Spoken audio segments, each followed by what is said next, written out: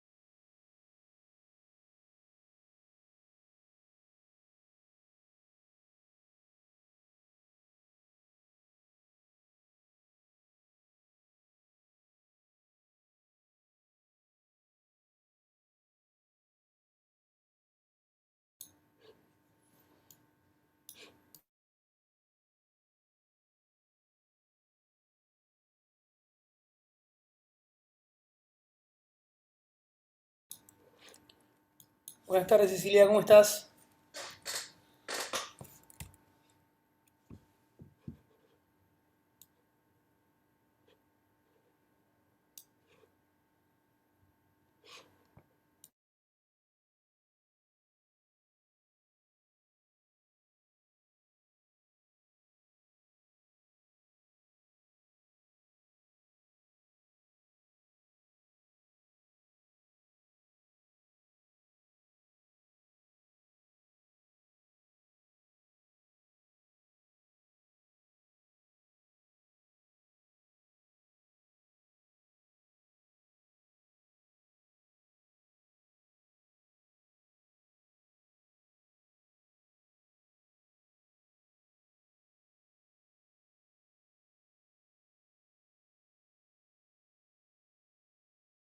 ¿Cómo están, chiquilinas? ¿Todo bien? Hola, buenas noches. ¿Me Bien. escuchan bien ahí?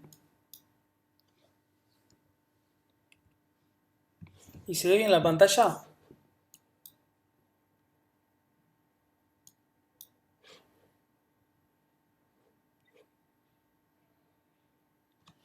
No sé si me están escuchando.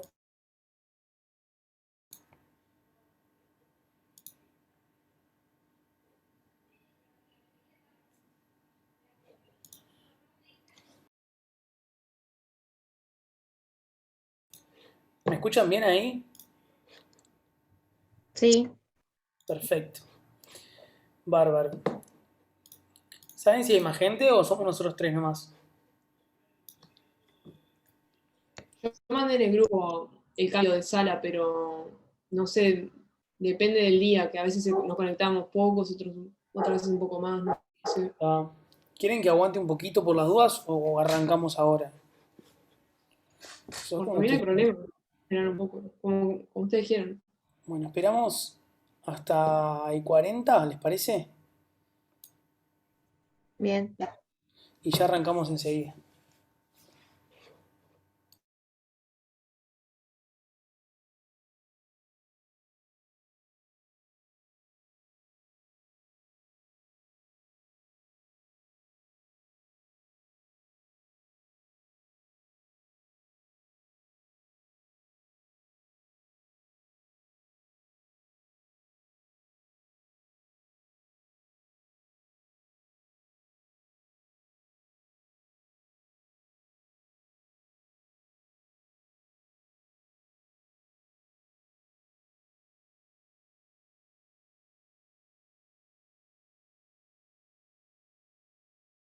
Bueno, me dice Cami que son tres, así que bueno, vamos a arrancar con la clase. Bueno, hoy les voy a dar la clase yo porque Cami está un poco complicada. Así que bueno, vamos a hablar de antisépticos y desinfectantes. Es probable que me interrumpan durante la noche porque estoy en la farmacia, así que si llega a pasar les pido disculpas, pero voy a intentar de ser lo más rápido posible y que se pueda entender bien. Bueno, esta parte del curso es bastante importante, estamos entrando en lo que es el control de la infección, ¿verdad?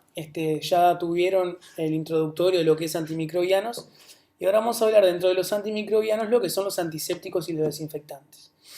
Como ustedes saben, porque seguramente lo sepan por sentido común, son muy importantes en la práctica odontológica. ¿Y cómo se van a definir los antisépticos y los desinfectantes? Bueno, en muchos lugares se pueden entender como sinónimos cuando en realidad no lo son. Los antisépticos van a ser aquellos agentes químicos de aplicación tópica, ¿verdad? Capaces de destruir o inhibir el crecimiento de los microorganismos, pero siempre en tejidos vivos, ya sea piel, mucosas, dientes en nuestra área, ¿verdad? Mientras que los desinfectantes, por otro lado, se van a definir como agentes químicos, al igual que los antisépticos, capaces de destruir o inhibir el crecimiento de microorganismos, pero en objetos inanimados o superficies. Se van a utilizar sobre todo, ya sean superficies como la mesa, el sillón, el respaldo del sillón, la platina, y los objetos, el instrumental, etc. Habiendo hecho esta salvedad, recalco que esta definición es muy importante porque es pregunta de parcial y de examen, ¿tá? Así que si lo quieren anotar, a mí me gusta tirarle ahí para que lo anoten. Bueno, ¿cuáles van a ser los usos en odontología? Como se imaginarán, son múltiples y variados, desde la antisepsia de piel, mucosas, dientes y uñas. También pueden servir como conservantes de algunas especialidades farmacéuticas, ¿verdad? Muchos medicamentos tienen en su composición antisépticos y desinfectantes, mismo para que se mantengan, se conserven a lo largo del tiempo y no sean colonizados por bacterias, ¿verdad? También sirven para proteger órganos y tejidos cuando hacemos los campos externos, campo interno, para evitar que ingresar una carga microbiana alta dentro del medio interno, ¿verdad? También para el tratamiento de infecciones localizadas. Vamos a ver que en tratamientos odontológicos es de amplia aplicación el uso de antisépticos para el tratamiento de infecciones. También para controlar el microbioma y la microbiota, ¿verdad? Bueno, ¿cuáles son los objetivos del uso de los antisépticos en odontología? Como prevención, siempre vamos a tratar de prevenir la infección, ¿verdad? La colonización de microorganismos que no deberían estar ahí en un lugar X en el organismo, sobre todo en el medio interno, ¿verdad? También para el tratamiento de infecciones como coadyuvantes, ese por ejemplo es el caso de los antibióticos, que ya vieron un poco en la clase pasada. También contribuyen a resolver todas las infecciones de manera más eficaz y segura. ¿Qué pasa? Como ya les debe haber dicho Camila en la clase pasada, los antibióticos en realidad no resuelven por sí solos las infecciones. Simplemente son una ayuda que le damos al organismo para que con su propio sistema inmunitario puedan controlar, ¿verdad? Sobre todo cuando lo amerita, ¿verdad? Porque muchas veces las infecciones se pueden resolver con tratamientos locales, como hacemos con nosotros los dentistas, y con la misma acción del sistema inmunitario, ¿verdad? Pero a veces necesita alguna ayudita.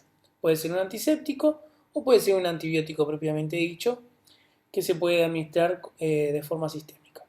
Como ven acá, se puede utilizar para prevenir la infección, como estos campos. Vemos acá, este paciente en particular que está a punto de hacerse una extracción, tiene un campo externo en la zona perioral con iodovinilpilorridona, que es el famoso iodofón, ¿verdad?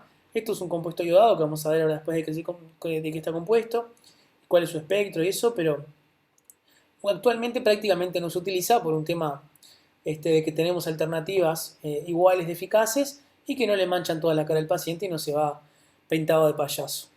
También nos sirven, por ejemplo, para el tratamiento de infecciones locales, como ven acá tenemos un conducto, ¿verdad?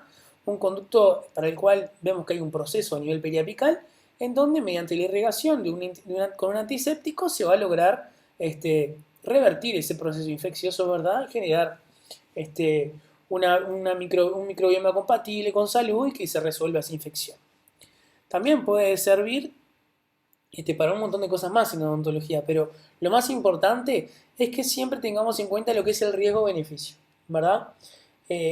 O sea que los beneficios que yo le aporto a esa persona, a ese paciente, al exponerlo a un antiséptico o a un antibiótico, sea mayor que el riesgo o el costo, se le puede llamar también, ¿verdad?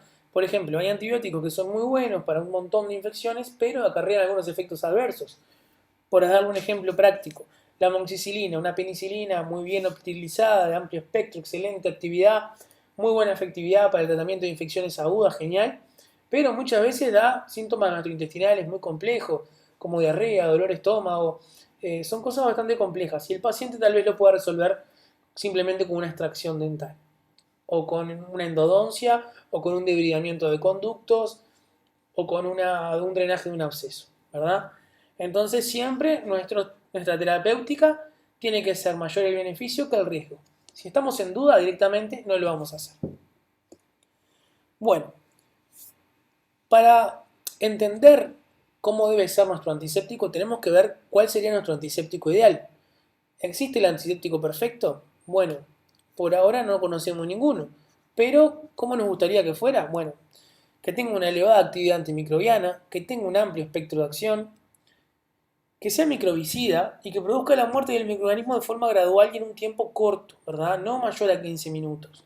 Si yo coloco un antiséptico, por ejemplo, para hacer una endodoncia, y yo tengo una consulta de media hora, por ejemplo, yo no puedo esperar 4 horas que el antiséptico haga efecto o 2 días para seguir haciendo mi tratamiento, ¿verdad? Yo quiero que la acción de ese antiséptico sea rápida. Bueno, obviamente que sea estable por varios meses en preparados comerciales y que permanezcan activos. Esto es muy importante, ¿por qué? Por el almacenamiento. Tengan en cuenta que muchas veces ustedes compran, por ejemplo, van a comprar cuando tengan su consultorio, cuando trabajen en un servicio. Por ejemplo, vamos a hablar de uno, para poner un ejemplo, el hipoclorito. El hipoclorito, por ejemplo, se utiliza obviamente para irrigar los conductos en los tratamientos endodónticos y siempre tiene una fecha de vencimiento. Pero esa fecha de vencimiento es válida si el producto está cerrado, ¿verdad? O sea, yo puedo seguir esa fecha de vencimiento si yo no lo abrí. Si yo lo abro, tengo aproximadamente un mes para utilizarlo. ¿Por qué? Por lo que vamos a ver más adelante. El hipoclorito, por ejemplo, carga su contenido de cloro, que es el agente activo, vamos a decir, del hipoclorito, baja a la mitad en 30 días. Por lo tanto, ya después de los 30 días no sería igual de efectivo. Eso significa que sea estable, por lo tanto, cuanto más estable, mayor tiempo dura su actividad. Y cuanto más inestable, menor dura. Un ejemplo de un antiséptico muy inestable puede ser, por ejemplo, el agua oxigenada o peróxido de hidrógeno. Es muy inestable, su acción es muy fugaz, lo vamos a ver en profundidad a lo largo del teórico, y una vez que lo abrimos hay que utilizarlo de la manera más rápida. ¿Va a tener un poco de actividad? Sí, pero no la misma que cuando lo abrimos. Por eso yo les hago una recomendación ahora y que lo tengan para adelante, es que cuando hagan su consultorio y tengan que comprar ese tipo de antisépticos, no compren bidones de 5 litros o porque está más barato. Compren pequeños envases. Tal vez les convenga gastar un poco más en proporción, pero se van a asegurar de que ese hipoclorito o esa oxigenada o ese alcohol va a ser efectivo todo el tiempo que ustedes lo tienen en el consultorio. ¿Por qué? Porque si ustedes tienen una práctica que por ahí, yo qué sé, pandemia por medio, por ejemplo, ¿verdad? No hay muchos pacientes, se utiliza mucho menos, y el hipoclorito queda un año en su consultorio. Cuando llega el año ya prácticamente no tiene ninguna acción. Y después van a tener un montón de problemas con tratamientos, pueden tener alguna reacción adversa no deseada. eh, por eso es un lindo consejo que compren presentaciones pequeñas.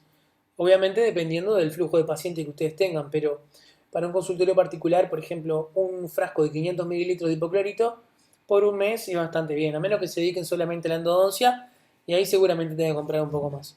Pero bueno, es un consejito que les doy porque a uno le pasa y a los colegas también y está bueno que lo tengan en cuenta. Bueno, eso en cuanto a la actividad, ¿verdad? Y que se mantengan estables en presencia de materia orgánica. Esto lo logran muy pocos antisépticos. ¿A qué me refiero con esto? Bueno, los antisépticos en presencia de materia orgánica, muchos no tienen actividad. ¿Por qué? Porque en la materia orgánica, los complejos microbiológicos o bacterianos se organizan de tal manera como por ejemplo la biopelícula o el biofilm, en donde eh, generan una inmunidad bastante importante a muchos antisépticos, ¿verdad? Entonces, primero hay que hacer una remoción mecánica para que después el efecto del antiséptico llegue.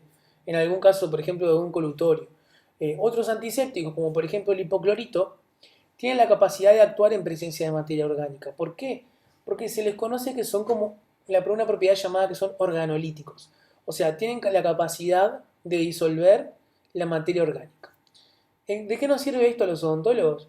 Por ejemplo, en una endodoncia, cuando tenemos pulpa vital, por ejemplo, dentro del conducto, y nosotros queremos hacer eh, quitar la pulpa del conducto, ¿verdad? Hacer la extirpación de la pulpa. Tenemos instrumentos como las limas endodónticas, como los extirpadores, o podemos valernos de químicos como el hipoclorito, que pueden disolver la pulpa dental y darnos un conducto limpio y apto para trabajar. Esto es una propiedad muy buena del hipoclorito este, a los efectos de antisepsia y capacidad organolítica, pero tener en cuenta que puede generar alguna irritación en las mucosas. Por eso es importantísimo y obligatorio, lo van a ver en endodoncia, trabajar siempre en condiciones de dilatación absoluta. ¿Tá? Obviamente que puede caer un poco de hipoclorito en la boca, sí, no pasa nada, hacer un enjuague con agua y con el hipoclorito médico no tendrían mayores problemas, que el paciente salive o con el inyector se lo retiran de la boca. Bueno, otra característica importante es que sea una homogeneización uniforme en el diluyente. Que el complejo activo, o sea, o el compuesto activo, esté bastante homogéneo dentro del diluyente. Si no, muchas veces lo que les recomendamos es que lo agiten un poco, que lo muevan un poco, si el contenido si el antiséptico está almacenado hace mucho tiempo, para que se logre esa homogeneización del compuesto activo. También que se presenten soluciones acuosas. Las soluciones acuosas siempre son mucho mejores que las sólidas o los aceites o alcoholes. Bueno, obviamente que tenga baja tensión superficial para que penetre de mejor manera, ¿verdad? Sobre todo nos va a servir para que penetre, por ejemplo, en los conductos. Por eso utilizamos tensioactivos como los detergentes, el aceite de naranja, que seguramente en la clínica lo van a ver el año que viene. En la clínica endodóntica y bueno, obviamente que tenga mayor capacidad de humectabilidad para que difunda a través de las superficies y logre su efecto antiséptico. Obviamente que no sea tóxico para los tejidos humanos, tener en cuenta que la toxicidad muchas veces va de la mano de la dosis, ¿verdad?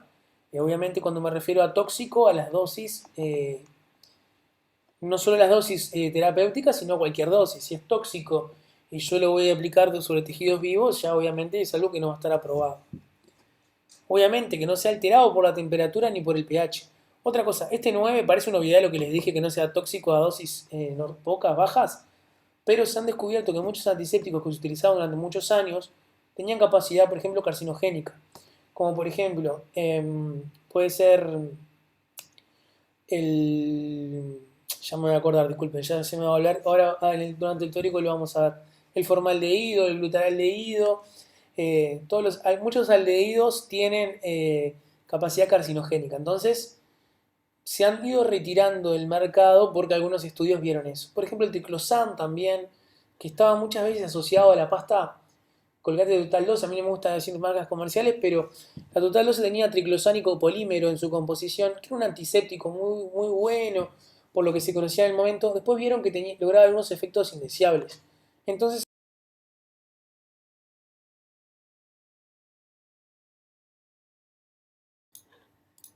bueno, creo que nos pasó a todos.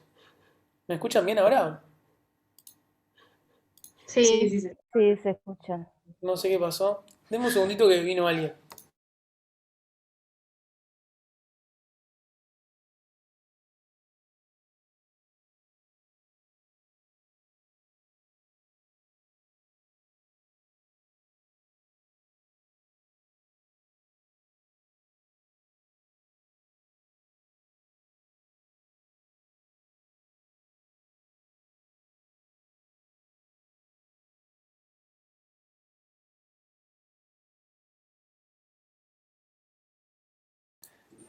Disculpen, sabía que esto iba a pasar, pero bueno. eh, cosa que pasa. Bueno, estamos bien ahora, se ve todo bien. No sé si se dejó de compartir o se cerró el Zoom. Bueno, No, se ve bien. veníamos viendo que no debería ser tóxico para los tejidos humanos. Les hablé de algunos ejemplos del triclosan, del formaldehído, del glutaraldehído. Yo sé, en los primeros años de carrera me acuerdo que usé pila de glutaraldehído, después dijeron que era cancerígeno, y tal, no lo vendieron más, pero era un muy buen antiséptico, un buen desinfectante, me acuerdo. Este, inclusive si dejabas el instrumental durante 12 horas en esa solución, generaba inclusive hasta una esterilización química. Capaz que ustedes lo vieron en microbiología seguramente. Bueno, obviamente que sean biodegradables. Obviamente que una vez que nosotros utilizamos todas estas soluciones, por ejemplo, yo doy mi ejemplo siempre, yo usaba el glutaraldehído, ¿verdad? Para descontaminar mi instrumental. Sumergía todo en esa cuba y esa cuba se iba por las aguas residuales. Y eso, si no es biodegradable, obviamente puede acarrear un montón de problemas para el medio ambiente. Y obviamente uno se deslinda de esa responsabilidad cuando lo tira por la cañería, pero pasa a ser un problema de todos después. Entonces el hecho de que sea biodegradable es muy importante. Obviamente que posean sustantividad. ¿Ustedes saben lo que es la sustantividad? Es como que actúa como por más horas, como la clorexidina, que actúa como por 12 horas. Exacto, la clorexidina es un ejemplo excelente de lo que es la sustantividad. La sustantividad es la capacidad que tiene un antiséptico o un desinfectante de permanecer activo durante un tiempo prolongado. Eso es la sustantividad. A mayor tiempo, mayor sustantividad. Por ejemplo, la clorexidina, como es altamente catiónica, tiene carga positiva, se va a adherir a la negativa, perdón, se va a unir a las estructuras dentarias y a los tejidos, como las mucosas. ¿Por qué? Porque, por ejemplo, en los iones calcio del diente se va a unir. Y en la placa no sé si ustedes sabían que sí, ya lo vieron seguro en microbiología, pero la placa se organiza y genera una película, que es la película adquirida, que es como es una colonia que se organiza de cierta manera y su carga es opuesta a la de la clorexidina, entonces se integra, al igual que el flúor. Entonces, cuando la placa es removida, se libera clorexidina al medio y favorece aún más su acción antiséptica. También porque se mantiene adherido y eso muchas veces genera como un efecto adverso que se ve en la clorexidina, que es el sabor metálico, que permanece durante mucho tiempo. La sustantividad de la clorexidina es de hasta 12 horas. Eh, por eso hay muchas presentaciones de colutorios. No sé si conocen, yo les digo una marca comercial, porque es como lo van a asociar más fácil. El Biodent CFX, que tiene clorexidina al 0,12, ¿lo ubican? O el Colgate Periogard. Sí, Bueno, esos sí. tienen clorexidina al 0,12. Se indican 2 veces al día. ¿Por qué? Por la alta sustantividad de la clorexidina. Se utilizan cuando en el primer cepillado de la mañana, media hora después del cepillado y en el de la noche. ¿Por qué? Porque nos da un efecto de 12 horas. La Pero clorexidina, sí, eso no se utiliza bajo un tratamiento tipo de 15 días máximo o algo así. muy bien, Juliana, está perfecto lo que decís. Ahora vamos a ver por qué. Cuando se indica, se utiliza así como yo te dije. No es un enjuagatorio de uso diario. Los enjuagatorios con clorexidina se consideran que son colutorios terapéuticos. ¿Por qué? Porque tienen un agente activo, o sea, un compuesto activo dentro de su composición, que ejercen un efecto terapéutico, ¿verdad? Como por ejemplo la clorexidina, que es un excelente antiséptico, pero tiene también al mismo tiempo algunas reacciones adversas que vamos a ver ahora. Bueno, pero no me quiero ir por las ramas porque hay una parte del teórico que habla de eso. Así que deja eso ahí colgadito que ya lo vamos a levantar. Bueno, factores que inciden en la destrucción microbiana obviamente va a depender del tipo de microorganismo. No todos los microorganismos son sensibles a los mismos antisépticos. También la carga microbiana que haya. A mayor número de microorganismos o con las colonias más grandes, es más difícil de eliminarlos. También entonces depende mucho del número. La concentración del agente. Generalmente a más concentrado, mayor efecto antimicrobiano. También el tiempo de exposición, muchos son tiempo dependientes y hay que estar por un tiempo prolongado, como por ejemplo la clorhexidina, que logra sus efectos al tiempo de que está, ¿verdad? También la temperatura y el pH. Tener en cuenta que muchos antisépticos, la temperatura va a incidir directamente en muchas propiedades. Desde la propiedad antiséptica, la tensión superficial, la capacidad de difundir, la liberación de oxígeno, un montón de propiedades, ¿verdad? Al mismo tiempo, la temperatura los puede inactivar.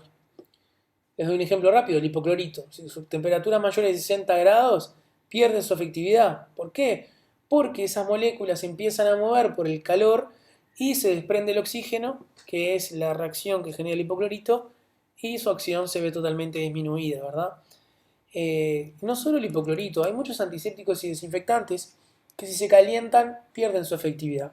Seguramente hayan escuchado a alguien, o lo hayan hecho ustedes, de poner hipoclorito con agua caliente, nosotros pensando que vamos a limpiar mucho mejor. Bueno, no lo es así, o sea, el agua caliente generalmente mejora, disminuye la tensión superficial y hace que limpie mejor, que penetre mejor, perdón, pero el efecto antimicrobiano desaparece, por lo tanto no tiene sentido. Así que calentar el hipoclorito jamás. Lo que sí pueden hacer es tener las soluciones a temperatura ambiente o entibiarlas un poco, pero no calentarlas por encima de los 60 grados. ¿tá? Bueno, presencia de material orgánico o extraño, obviamente. Cuando yo voy a usar un antiséptico, si hay material orgánico o extraño, no va a actuar de la misma manera. Por ejemplo, si yo tengo alcohol 70, por ejemplo, ¿no? Que muchos de ustedes seguramente lo hayan utilizado en tiempo de pandemia poniéndoselo en las manos para generar una antisepsia de mano, ¿verdad? En realidad, cualquier antiséptico no va a funcionar si las manos no están visiblemente limpias. Si ustedes tienen las manos con sangre, con pus, con tierra, lo que sea, si ustedes no se la lavan bien previamente, el antiséptico que se pongan arriba no va a ejercer ningún efecto, ¿verdad? A menos que se pongan hipoclorito, que ahí, bueno, sí, pero va a ser un poco complicado para ustedes. Bueno, y obviamente la resistencia al microorganismo. Hay microorganismos que generan resistencia a diferentes antimicrobianos. Ya lo vieron en la clase pasada. Bueno, ¿cómo se pueden clasificar los antisépticos? Se pueden clasificar de muchas maneras. Pueden clasificarse por su grupo químico, ¿verdad? Por algunas clases y algunos productos. Por ejemplo, los grupos químicos dentro de los alcoholes. Vamos a ver que tenemos, por ejemplo, el alcohol etílico, el alcohol isopropílico, ¿verdad? También hay diferentes concentraciones. Las biguanidas, como la clorhexidina. Los halogenados, dentro de los cuales tenemos las soluciones yodadas, ¿verdad? Y cloradas también, como el hipoclorito, el iodofor. Después los fenoles, como los bifenoles, los afenoles, como el triclosan, que ya se los nombré, que prácticamente no tiene mucho uso ahora. Después los tensioactivos, que son los detergentes, los jabones, ¿verdad? Como por ejemplo los derivados del amonio cuaternario. Seguramente en la clínica vean el peróxido de benzalconio, el cloruro de benzalconio, perdón, al 1%, que es un amonio cuaternario de primera generación, muy utilizado últimamente en pandemia. Está como ahí como un boom ahí, lo vendieron y los odontólogos lo piden como loco. No lo conocen muy bien, pero es bastante efectivo para lo que es la desinfección de superficies y es hasta más económico que el alcohol. Eso es una buena propiedad. Lo que eso sí genera como espuma y a veces queda como un pegote en el vinílico del sillón y hay que lavarlo después, entonces es medio complicado, pero se está utilizando mucho y se vende mucho últimamente. Obviamente los metales pesados también, seguramente ya han escuchado, las sales de plata, hay hasta aires acondicionados o acondicionadores de aire, mejor dicho, que tienen en sus filtros o en su mecanismo, ellos declaran al menos tener partículas de plata que actúan como antisépticos y desinfectantes del aire. Hay muchas cosas Por ejemplo, hay cariostáticos que tienen sales de plata que detienen las caries, o eso aseveran, pero bueno, yo no soy partidario de usarlos, además te deja todo el diente negro, pero En pediatría van a ver que lo usan mucho. Bueno, también las anilidas que no tienen prácticamente aplicación. Y los oxidantes sí, como una familia por excedencia, como el peróxido de hidrógeno. Ustedes lo conocen, la clásica agua oxigenada. Bueno, esto ya lo ven ahora esto en microbiología, que son los niveles de desinfección. Tienen los DAN, que son los desinfectantes de alto nivel, que obviamente son los más potentes, van a destruir las formas vegetativas de las bacterias, los bacilos de la tuberculosis, los hongos, los virus, esporas, todo. Después lo que tenemos los de nivel intermedio, que bueno, actúan, son muy utilizados en odontología, van a actuar sobre las formas vegetativas de los microorganismos, pero no destruyen las esporas. O sea que las formas esporuladas no las van a destruir, pero bueno, sirven para la mayoría de los microorganismos. Y bueno, por último los de bajo nivel. Tener en cuenta que su acción solo alcanza en la forma vegetativa y elimina solo algunos hongos, virus y no elimina las esporas. Tenemos de todo en la odontología, hay de los tres.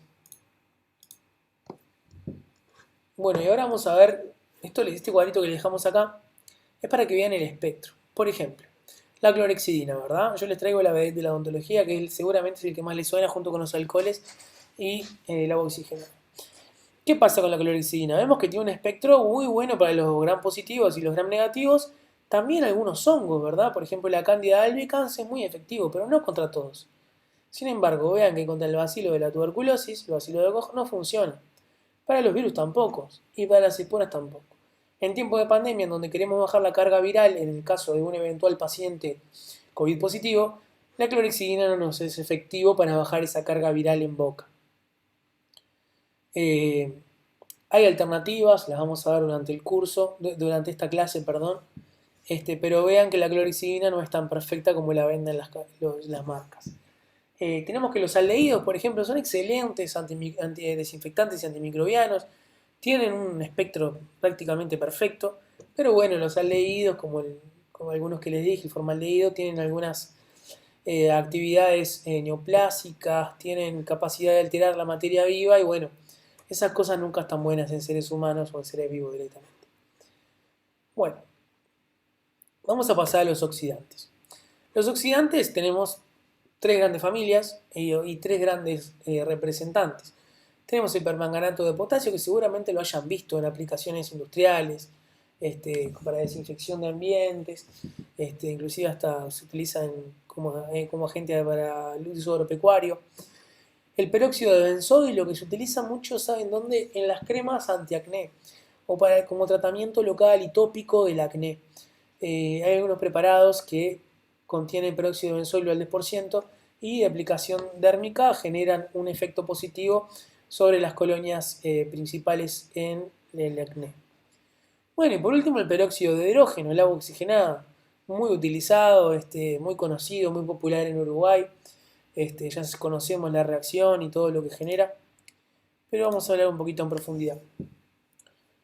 El peróxido de hidrógeno, tener en cuenta que libera oxígeno y ataca los lípidos y las proteínas y el ADN bacteriano. Ataca lípidos, ¿verdad? Las membranas biológicas están compuestas por lípidos, por lo tanto, esa liberación de oxígeno prácticamente elimina las membranas. También tiene la capacidad de disolver muchas proteínas que generan el funcionamiento de esas bacterias y también el material genético. Actúa prácticamente en toda la estructura bacteriana, ¿verdad? Dentro de ellos tenemos el peróxido de hidrógeno. ¿Ustedes saben a qué concentración se utiliza? Al 10 10%, 10 volúmenes. Sí. 10 volúmenes, muy bien. 10 volúmenes o al 3%. Está perfecto. Cualquiera de las dos concentraciones está bien. Una cosa es en volúmenes y otra cosa es en porcentaje y lo pueden pedir de cualquier manera. También hay concentraciones más fuertes, pero no como desinfectantes. Algunas preparaciones se utilizan para blanqueamientos, ¿verdad? Blanqueamientos dentales. Lo vamos a ver ahora más adelante. Una característica del peróxido de hidrógeno que es muy inestable. Apenas llega en contacto con las bacterias, ya se genera su efecto activo, su efecto terapéutico, ¿verdad? Y es muy inestable, es instantánea la acción. Por eso hay que hacer varios lavados generalmente cuando lo utilizamos como desinfectante de procesos infecciosos. Con una sola aplicación no vamos a lograr el efecto, necesitamos hacer varios lavados en profundidad. Algunos odontólogos antiguamente lo prescribían para hacer enjuagatorios, ¿verdad? No es una forma farmacéutica, no es un colutorio propiamente dicho, sino que es un uso off-label, vamos por así decirlo. Y bueno, no está tan bueno porque genera un sabor desagradable, puede irritar las mucosas, inclusive puede generar hipertrofia de las papilas linguales. Eso lo vamos a ver ahora. También tiene escasa capacidad de penetración, perdón, o sea, su tensión superficial es bastante alta, o sea, necesita de ciertas condiciones para penetrar en lugares complicados. Pero algo muy bueno que tiene el peróxido de hidrógeno es que genera un doble efecto. Esa acción antiséptica que genera o antimicrobiana por liberación de oxígeno, al mismo tiempo, amén de destruir las estructuras de las bacterias, esa liberación de oxígeno efervescente que ustedes ven cuando se lo colocan encima de una herida, no sé si alguna vez lo vieron, seguramente sí, eso genera movimiento. Eso es una acción mecánica que genera sobre las infecciones y va desprendiendo las colonias. Ese movimiento de las moléculas de oxígeno genera una ruptura de las colonias y genera un efecto dual, químico por un lado y mecánico por otro. Sobre todo en lugares difíciles de acceder, como por ejemplo los capuchones pericoronarios o las pericoronaritis. No sé si ustedes conocen los cuadros de pericoronaritis, pero es cuando se inflama el saco pericoronario, sobre todo en segundos o terceros molares, capaz que alguno de ustedes tuvo, y se les inflama en la zona del tercer molar, la zona un poco adelante del trígono retromolar, van a ver que se genera inflamación, dolor, pueden hacer inclusive fiebre, puede haber adenopatías asociadas, es bastante molesto para abrir la boca, inclusive para masticar. Y muchas veces lo que se indica son lavajes con peróxido de hidrógeno o con clorexidina. El peróxido de hidrógeno se coloca con una jeringa, obviamente que se corta la punta para no lastimar, y se introduce la jeringa en el saco pericoronario y se irriga, ¿verdad? Y esa acción mecánica junto con la liberación de oxígeno va a limpiar muy bien la zona y va a generar un descenso de la inflamación. Es bastante utilizado para ese tipo de cosas. También para el tratamiento del GUNA y el PUNA, que son cuadros necrotizantes. Actualmente creo que se definen como enfermedades periodontales necrotizantes y no tanto como GUNA o PUNA, pero eso lo van a ver en periodoncia. Pero se utiliza mucho y ahora vamos a ver una diapositiva sobre eso. Bueno, tener en cuenta que se descompone en presencia de metales, sales metálicas, calor y agitación, por lo tanto es muy inestable. Prácticamente si hay metales, sales metálicas, calor y agitación obviamente no funciona muy bien. Es relativamente estable en presencia de exceso de ácidos. Bueno, el pH nos da un margen ahí, a pH más bajos sigue funcionando. Una cosa buena ahí. Y bueno, comercialmente, como ustedes bien dijeron, se encuentran 10 volúmenes o el 3%. ¿Es estable y efectivo? Bueno, lo estable es relativo, en realidad es bastante inestable. A estas concentraciones que yo les dije es bactericida y ligeramente esporicida. Se utilizan mucho como enjuagatorios, antiguamente lo utilizaban, hasta el día de hoy. Seguramente en su clínica muchos pacientes les van a decir, sí, mi odontólogo anterior me decía que quisiera buches con agua oxigenada. Bueno, vamos a ver que actualmente hay presentaciones que son mucho mejores, que están diseñadas para usarse como enjuagatorios y que no tienen prácticamente efectos adversos. Bueno, al 6% o 20 volúmenes, o sea, el doble, ya se comporta como esporicida, o sea, a mayor concentración ya amplía su espectro hasta las esporas. Y bueno, se utiliza más que nada para la desinfección de instrumentales y superficies. El tema es que a 20 volúmenes o al 6% ya es un poco más complicado de conseguir y es más costoso. Por eso se usan alternativas como el hipoclorito o el glutaraldehído que se utilizaba antes. Bueno, en concentraciones del 10, 20 y el 30 se utilizan en técnica de blanqueamiento en piezas vitales y no vitales. Esa liberación de oxígeno que genera tiene la capacidad de penetrar en los tejidos dentarios y eliminar pigmentos intrínsecos del diente.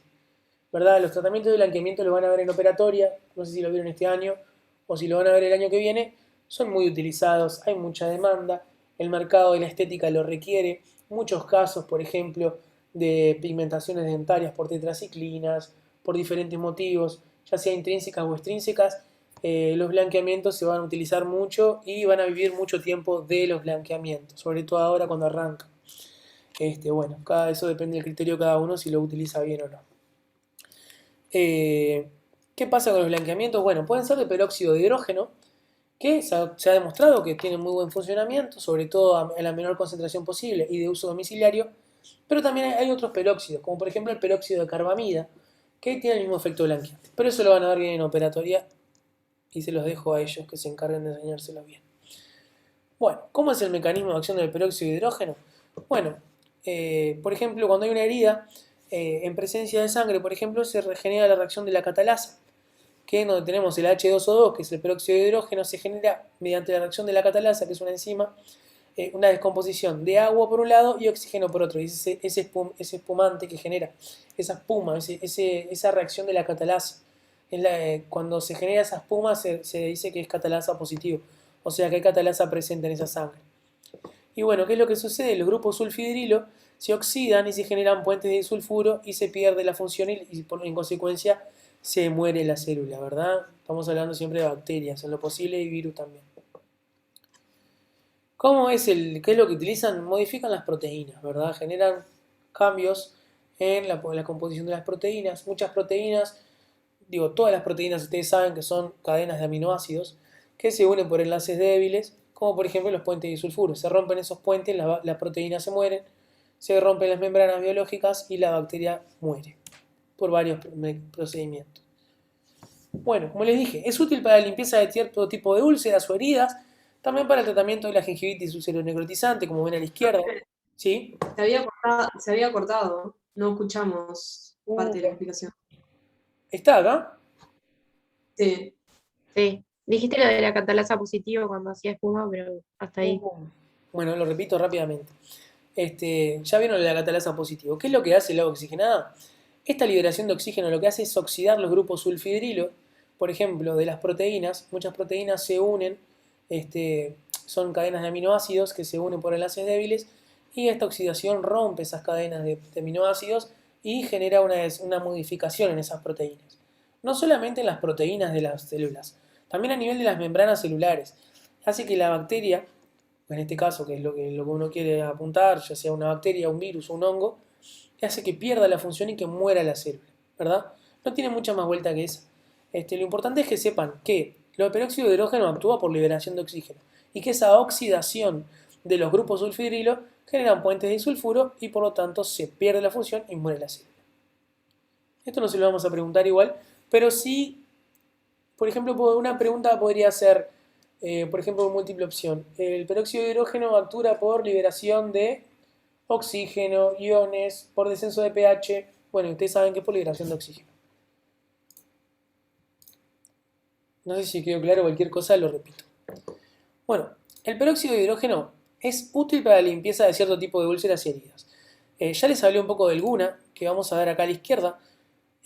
Lo van a ver en periodoncia, seguramente en profundidad, pero la gingivitis ulceronecrotizante aguda es un cuadro agudo, obviamente, en donde se dan procesos de necrosis. Hay necrosis de los tejidos gingivales, por ejemplo acá. Van a ver que se genera, por ejemplo, una membrana de fibrina, esto blancuzco que hay alrededor del cuello del diente, ¿verdad? Y papilas truncadas. Generalmente la papila tiene que llegar hasta el punto de unión dentaria, ¿verdad? Hasta el punto de contacto. Acá ven que la papila está truncada, acá también, ¿ven? Bueno, eso se genera por la necrosis del tejido. Son cuadros agudos con mucho dolor, en donde el paciente va a venir, muy característico en adolescentes, se despierta mucho en situaciones de estrés. Seguramente cuando hagan la historia clínica y vean eso, van a ver que el paciente viene ya muy estresado por su dolor. Seguramente les relate que ha pasado por una situación de estrés, ¿verdad?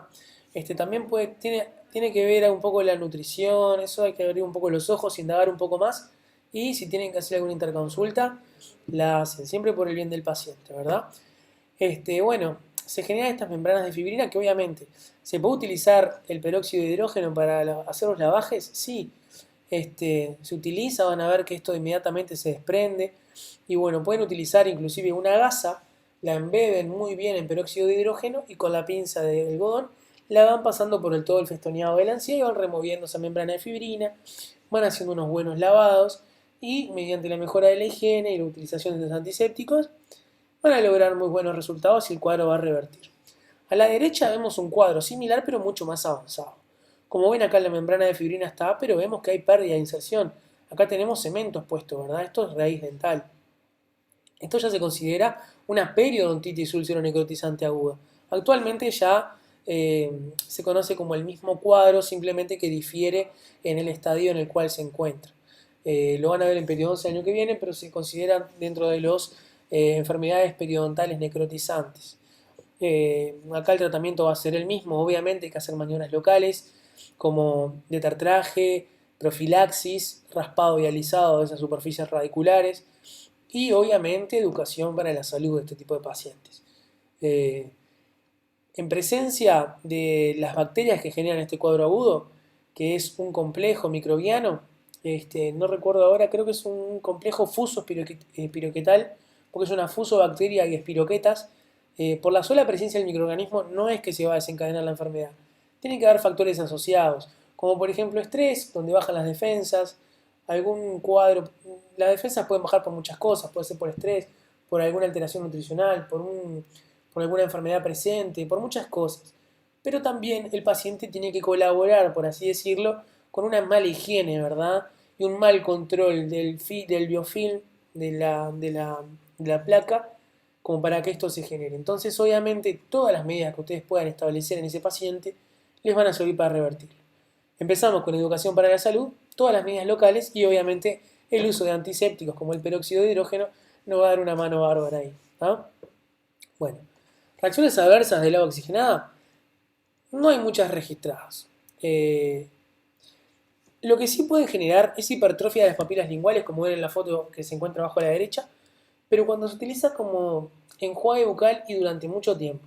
¿Tá? También el sabor no es muy agradable y si las concentraciones son muy altas por encima de 10 volúmenes, que obviamente no están indicadas para este tipo de tratamientos, puede generar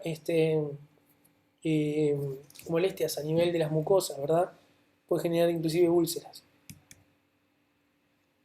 Bueno, ¿el peróxido de hidrógeno es efectivo contra el virus del SARS-CoV-2? Sí, es efectivo.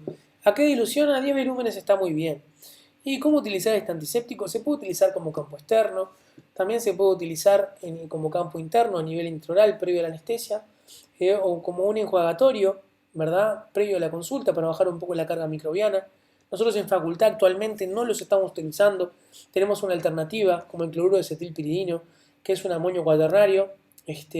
Seguramente lo conozcan como Colgate Plax, que es un enjuagatorio de uso diario, que tiene una muy buena efectividad contra virus capsulados, como el SARS-CoV-2, el virus del coronavirus. Bueno, eso en cuanto a los oxidantes como el peróxido de hidrógeno. Ahora vamos a hablar un poco de los compuestos halogenados. Ten en cuenta que tiene una fuerte electronegatividad. Tenemos dentro de ellos los compuestos clorados y los iodados, que son los más utilizados. Dentro de los clorados tendremos como gol estándar el hipoclorito de sodio en solución acuosa. No hace falta que se los describa porque ustedes ya lo conocen. También el hipoclorito de calcio en tabletas se utiliza. Y bueno, los iodados tenemos los iodóforos. El hipoclorito de sodio, como ustedes sabrán, es uno de los desinfectantes más antiguos que ustedes han utilizado. Es un excelente desinfectante y un muy buen antiséptico cuando se utiliza bien. El principio activo es el ácido hipocloroso no disociado. Es altamente bactericida, o sea que mata las bacterias, ya sea gram positivos, gram negativos.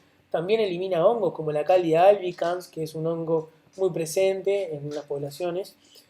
También es virucida, el virus del Epstein-Barr, también el de HIV, ¿verdad?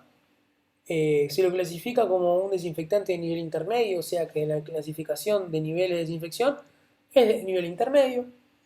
La mínima disolución se obtiene en un pH entre 6 y 8, y es corrosivo para los metales. ¿Por qué aclaramos esto? Porque lo van a utilizar, no sé si han tenido clínica aún, pero lo van a utilizar mucho para desinfectar su instrumental. Muchas personas directamente lavan su instrumental una vez utilizado. Siempre es preferible. Se volvió a perder, no sé qué pasa. Como que sale y entra. ¿Me escuchan y ven bien ahí? Sí, ahora Sí, sí. ahora sí. Bien, disculpen, no sé qué le pasa al Zoom, pero está un poco loco. Bueno, ¿por qué le decíamos esto? ¿Por qué es corrosivo para los metales? Porque cuando ustedes desinfectan su instrumental, lo ideal es que lo coloquen en una solución desinfectante por al menos 10-15 minutos. ¿Para qué? Para bajar la carga bacteriana. Y sobre todo si tiene sangre, si tiene pus o lo que sea el instrumental, el hipoclorito de sodio si lo utilizan en las concentraciones adecuadas, va a lograr bajar esa carga microbiana y después el lavado instrumental es mucho más ameno. Pero si ustedes se prolongan de ese tiempo, más de 15 minutos, es muy probable que ese instrumental se empiece a corroer. ¿Por qué digo esto? Porque ya les va a pasar, cuando tienen instrumental, que lo ideal es que le dure toda la vida, cuanto mejor sea el instrumental mejor, pero van a ver que, por ejemplo, las ondas que tienen superficies rugosas en superficie, con el uso prolongado del hipoclorito se va como corroyendo, creo que la palabra, corroyendo, no sé. Esa palabra no la sé muy bien, pero se corroe, por así decirlo, ¿verdad? Entonces van a tener que hacer un lavado más exhaustivo ahí con alguna esponjita de alambre o algo para ir eliminando esa corrosión. Y bueno, traten de que no se prolongue esa inmersión en el hipoclorito por más de 15 minutos. Si no, se van a acordar de lo que les dije. Bueno, el hipoclorito de sodio como desinfectante es muy bueno también para todo tipo de actividades, desde desinfección de pisos, mesadas. Recuerden que es corrosivo, por si van a desinfectar metales del sillón, la jeringa triple, tengan cuidado. Es ideal buscar alternativas para ese tipo de superficies. También, muy importante, para las prótesis. Ya lo van a ver en prótesis completa, cuando le den las instrucciones al paciente para que descontamine y desinfecte su prótesis. Si tiene partes metálicas, ya sea ganchos, colados, lo que sea, que no lo sumerjan en hipoclorito de sodio, porque esa prótesis se va a arruinar, se va a corroer el metal y es una macana. Entonces, si la prótesis es solo de acrílico, no hay problema que le pongan unas gotitas de hipoclorito al vaso con agua.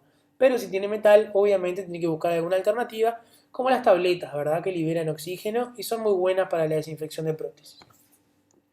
Ten en cuenta que el hipoclorito de sodio es bastante inestable y su actividad disminuye por el efecto de la luz y la temperatura. De la temperatura ya se los dije previamente, les hablé de no calentar el hipoclorito, de no ponerle agua caliente, pero como ven acá esta botella acá a la derecha, ¿qué particularidad tiene? ¿De qué color es?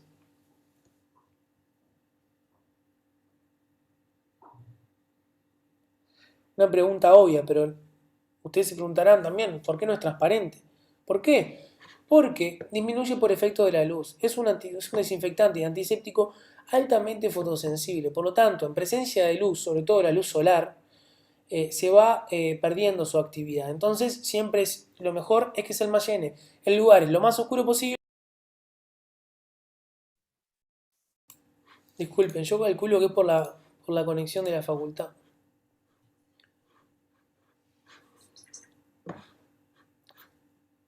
¿Me escuchan bien ahí? Sí. Bueno. Sí, Hablábamos de la fotosensibilidad del hipoclorito de sodio. Así que bueno, para el almacenamiento, obviamente temperatura ambiente que no supere los 30 grados en lo posible y que sea en la oscuridad, en lo mejor, en algún anaquel cerrado, libre de humedad, libre de luz y a temperatura ambiente, ¿verdad? Obviamente siempre se tiene que utilizar cuando se encuentra en el envase opaco y con la fecha de elaboración visible. Si esa fecha de vencimiento no está visible, ese hipoclorito no lo pueden utilizar, no lo compren. ¿Por qué? Porque recuerden que el hipoclorito no debe trasvasarse. Su fecha de vencimiento, una vez que se abre, baja hasta un 50% de su capacidad de antimicrobiana, ¿verdad? Siempre controlar la fecha de elaboración en el envase, conservar en un sitio fresco, como les dije. Las superficies ambientales no críticas contaminadas con sangre u otros fluidos corporales deben ser limpiadas antes de aplicar hipoclorito de sodio para desinfectar. Antes de limpiar con hipoclorito, lo ideal es que limpien con un cepillito o que pasen un trapito, ¿verdad?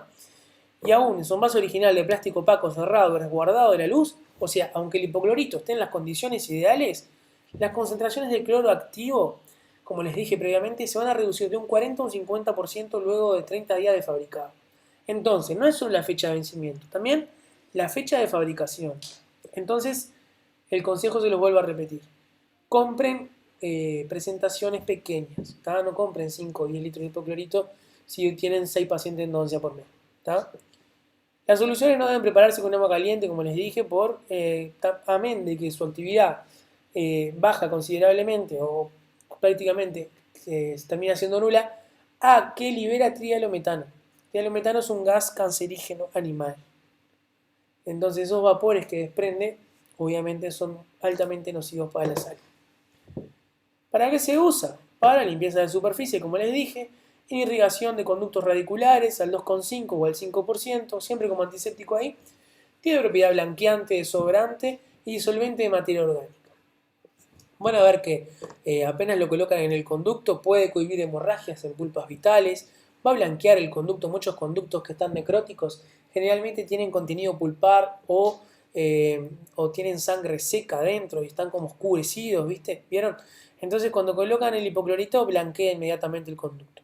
También en las necrosis, cuando ustedes abren un conducto con necrosis, inmediatamente se va a desencadenar un olor putrefacto que es de la necrosis y de las gangrenas, que cuando aplican el hipoclorito, por suerte se va rápidamente porque es un olor altamente desagradable.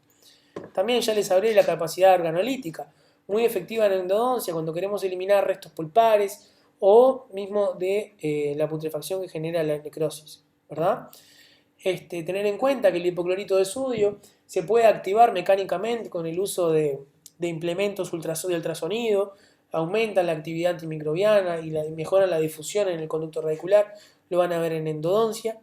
Y bueno, ya vimos en las concentraciones de 2,5 al 5 como antiséptico y a menores concentraciones de 0,5 a 1 funciona como desinfectante, ¿verdad?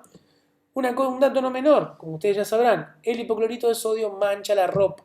¿Por qué le digo esto? Capaz que parece una tontería, pero si viene el paciente con la ropa nueva a la consulta y usted lo mancha con hipoclorito, se va a acordar de todos sus familiares. Entonces, en lo posible, tratar de proteger la ropa del paciente. Si quieren y pueden comprar una capa de peluquería, se la colocan al paciente y se van a ahorrar alguno que otro dolor de cabeza, ¿no? Otra cosa que yo leí por ahí, ¿Sí, Juliana? no sé si es del todo cierto, pero que Sí. si lo combinás con, digo para desinfectar los ambientes, si lo combinás con otras cosas pierde eficacia, tipo Exactamente, fabuloso, cosas así. exacto, sí. Los cócteles de las amas de casa y los amos de casa muchos años se han utilizado y nosotros falsamente pensando que eran mucho mejores. Pero como dice Juliana, es verdad, baja muy drásticamente el efecto desinfectante, ¿verdad? Entonces, siempre se tiene que utilizar solo y a las concentraciones adecuadas y a temperatura ambiente, ¿verdad? Nunca con agua caliente, nunca con fabuloso, nunca con lisoform, nunca con nada de eso, ¿está? Solo. Y ese es el mejor efecto que van a lograr.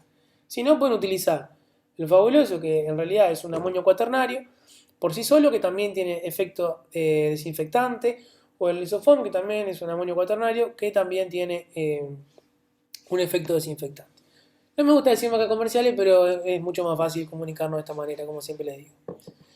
Bueno, ¿el hipoclorito sirve como desinfectante para el SARS-CoV-2? Sí, elimina estos virus, ¿verdad? El hipoclorito de sodio a 600 o 1000 partes por millón sí logran eliminar virus de este tipo. Bueno, para hacer una solución de hipoclorito de 600 partes por millón hay que tener en 5 litros de agua con 60 centímetros cúbicos de hipoclorito de sodio. O para 11 litros de agua, 1,2 centímetros cúbicos de hipoclorito. ¿Verdad? Tener en cuenta que las disoluciones de hipoclorito siempre se hacen a punto de partida de una solución madre. Por ejemplo, la solución madre siempre viene al 10%, ¿verdad? Entonces van a ver que en muchos lugares donde se hacen disoluciones, como por ejemplo en farmacias o en lugares donde se hacen fórmulas magistrales, se utilizan soluciones madre del 10% y cuando queremos lograr soluciones del 5 o al 2,5% se hace una solución directa, una disolución directa. ¿Qué significa esto? Por ejemplo, el 10% son 100 gramos por litro. Si yo quiero bajar esa concentración al 5% para utilizarlo para endodoncia, lo único que tengo que hacer es poner partes iguales de agua y de hipoclorito. Entonces ahí yo bajo la concentración en la mitad, ¿verdad? Si quiero bajarlo al 2,5, lo que puedo hacer es, a partir de esa concentración, el 5% que yo logré mezclando partes iguales de agua y de solución madre y hipoclorito, volver a mezclarla con la misma cantidad de agua que de solución al 5. No sé si fui claro. Si yo mezclo una parte de solución madre con una parte de agua, o sea, partes iguales, bajo esa concentración en la mitad. Y de ese resultado, si yo vuelvo a mezclar ese resultado con la misma parte de agua, bajo nuevamente a la mitad. O sea, a un cuarto de la solución inicial. No sé si fui claro. ¿Se entendió eso? Sí. Bien. Bueno, ahora vamos a hablar, ya hablamos de los clorados. Ahora vamos a hablar de los yodados, ¿verdad? Dentro de ellos tenemos a la tintura de yodo o al alcohol yodado. Seguramente ya lo conozcan. Es el antiséptico que usamos en Uruguay hace muchísimos años. ya es de color marrón oscuro, que queda medio bordó en la piel. Es el 1 al 2% de yodo o yoduro de potasio en 70% de alcohol. Esto es una solución hidroalcohólica. También viene en Lugol.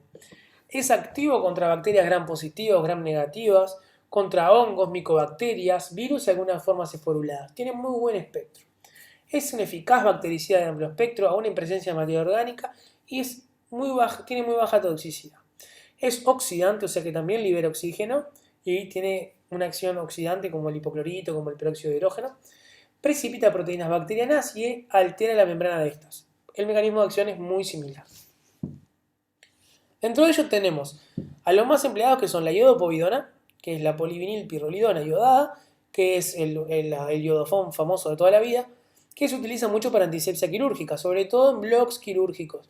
En el bloque odontológico, como les dije, no se utiliza mucho porque utilizamos clorexina, alcohol o cloruro de acetilpiridino como campo externo generalmente, y no le dejamos al paciente toda la boca manchada, ¿verdad? Tener en cuenta que debe emplearse en soluciones al 10% para asegurar una concentración de yodo libre igual o superior al 1%. O sea, que esa solución tiene que tener al menos 10% de concentración para que la concentración de yodo sea efectiva, o sea, superior al 1%. Y tener en cuenta que a medida que la dilución es mayor, se libera más yodo libre y es menos irritante para la piel. Bueno, también vienen algunas presentaciones como jabones. Yo en Uruguay no he visto, pero sé que existen, ¿verdad? Más que nada para el lavado de manos. Eso más que nada para bloque quirúrgico para cirujanos, ¿verdad? También hay jabones que tienen clorexina en su composición. Hay muchas alternativas. Pero un buen lavado de manos ya es más que suficiente.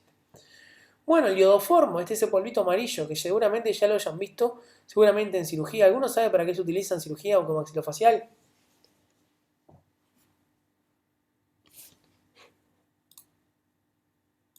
¿Recuerdan? ¿Para el tratamiento de algún cuadro característico? Para alveolitis. Para la alveolitis, muy bien, Juliana. ¿Te acordás cómo se utilizaba? Se juntaba Sí, con algo. con eugenol. Con eugenol, muy bien.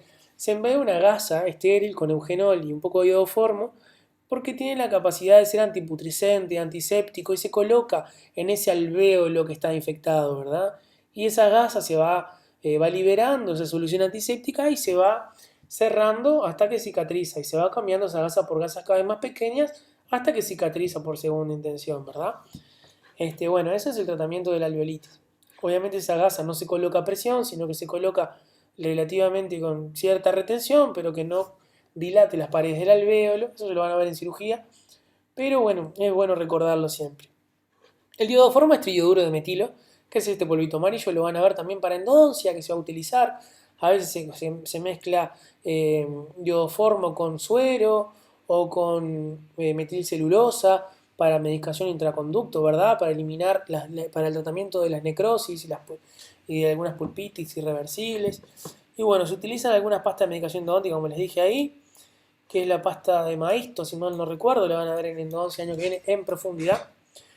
Y bueno, tener en cuenta que la aplicación de los iodados y los iodóferos, tanto a la madre en los momentos previos al parto como al recién nacido, ¿qué es lo que pasa? Genera una sobrecarga iodada incontrolada. ¿Y qué pasa? El yodo participa activamente en lo que es el desarrollo de la tiroides, porque la hormona tiroidea, que es iodotironina, tiene al yodo en su composición y bueno, puede alterar el metabolismo o el desarrollo de esta glándula. Entonces se genera una absorción a través de la piel de la madre que genera alteración del desarrollo de la tiroides del feto. Y también genera alteraciones en la madre. Obviamente por eso se desaconseja su uso perinatal. Bueno, eso en cuanto a los iodados. Ahora vamos a hablar un poco de los fenoles. ¿Qué hacen los fenoles? Son naturalizantes de proteínas. También son irritantes y tóxicos a nivel gastrointestinal, a nivel del sistema nervioso y a nivel del sistema cardiovascular. Dentro de ellos tenemos a los cresoles que se encuentran dentro de la familia de los alquilofenoles. No me interesa que se sepan los nombres químicos, ¿verdad? Pero sí que recuerden algunos. Dentro de ellos tenemos a la creolina, seguramente la conozcan. Es un desinfectante utilizado durante mucho tiempo, sobre todo en escuelas, estadios. Muchas personas lo utilizan para lavar la vereda, cuando orinan los perros, por ejemplo. Y tiene un olor muy característico, seguramente lo recuerden. pero es bastante particular. Bueno, el eugenol. El eugenol seguramente lo conozcan, ¿verdad?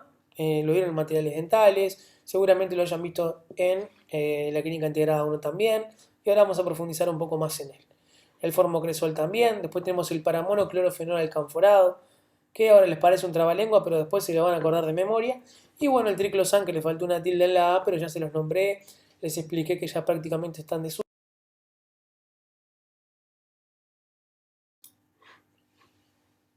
Bueno, no sé qué le está pasando a Zoom, pero está complicando un poco la cosa. Bueno, disculpen estas pausas, no sé qué estará pasando, pero bueno. Ya les hablé del triclosan, que se utilizaba en dentífricos y que actualmente ya prácticamente está en desuso. Bueno, después tenemos los difenílicos como el hexaclorofenol, pero que en realidad no se utiliza mucho en Uruguay. En cuanto al eugenol, bueno, podemos decir que es un derivado fenólico que se conoce comúnmente como esencia de clavo de olor. Por eso es que me voy a conectar a los datos de mi celular a ver si podemos evitar el problemita de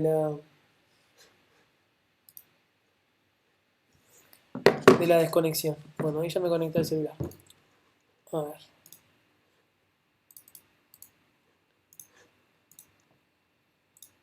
Bueno, les venía hablando un poco de que popularmente muchas personas utilizaban el clavo de olor, se lo ponían en la boca o se lo depositaban directamente en una cavidad cariosa cuando tenían dolor de muelas. ¿Por qué? Bueno, genera un efecto anestésico, por así decirlo, que en realidad es un uso que no está indicado, o sea, no tiene mucho sentido. Lo mejor es que vayan al dentista, obviamente. Pero bueno, como dato de color. Como les dije, es un derivado fenólico o se conoce también comúnmente como esencia del clavo de olor, y se utiliza hace muchísimos años en la práctica odontológica, hace prácticamente siglos. Es un obtundente del dolor, o sea que tiene la capacidad de calmar el dolor. Su mecanismo de acción básicamente es la degradación de las proteínas, lo que resulta obviamente en un daño de la membrana celular y se pierde la función celular y la bacteria muere. Y bueno, tener en cuenta que puede llegar a provocar lesiones cáusticas, quemaduras superficiales cuando es colocado de forma directa en las mucosas, ¿verdad? Sobre todo en altas concentraciones. Eso por un lado. Después tenemos el formocresol, que es un antiséptico, un aldehído utilizado en grenas pulpares y se utilizaba antiguamente en pulpectomías de dientes temporarios. Muchos odontólogos lo usan en los procedimientos de pulpotomías o pulpectomías cuando quieren extirpar la pulpa y generar un cofiado de la pulpa a nivel de los conductos, y utilizaban mucho formocresol. Algunos estudios demostraron de que tenía algunos efectos adversos sobre la salud, y vieron que se podían utilizar algunos otros antisépticos para fijar la pulpa, ¿verdad? Y generar el mismo fin con menor daño al organismo. Y bueno, después tenemos el paramonoclorofenol alcanforado, que es un antiséptico que libera cloro naciente, como dice ahí, cloro. Se utiliza en el tratamiento de piezas vitales y necrosis, se asocia al alcanfor para aumentar su poder y tener en cuenta que posee toxicidad directa sobre los tejidos vitales. Esto tiene un olor muy particular. Cuando lo usen en la clínica, procuren usar siempre guantes. Igualmente es tan potente que penetra inclusive en la superficie del guante y les va a quedar el olor en la mano del paramono. Es muy fuerte. Tal es así de que la aplicación del mismo es intraconducto, se usa de la siguiente manera. En una pequeña torunda de algodón se moja con un poco de paramonoclorofenol y esa torunda humedecida en paramono utilizamos otra torunda seca y apenas la tocamos. Ese pequeño contacto y esa torunda que apenas estuvo en contacto con la torunda humedecida se va a colocar dentro de la cámara de nuestro tratamiento endodóntico y se va a sellar con Cavit o lo que sea, ¿verdad? O ionómero o lo que sea. Esa torunda lo que va a hacer es liberar vapores de paramonoclorofenol, que es lo que va a ejercer el efecto terapéutico.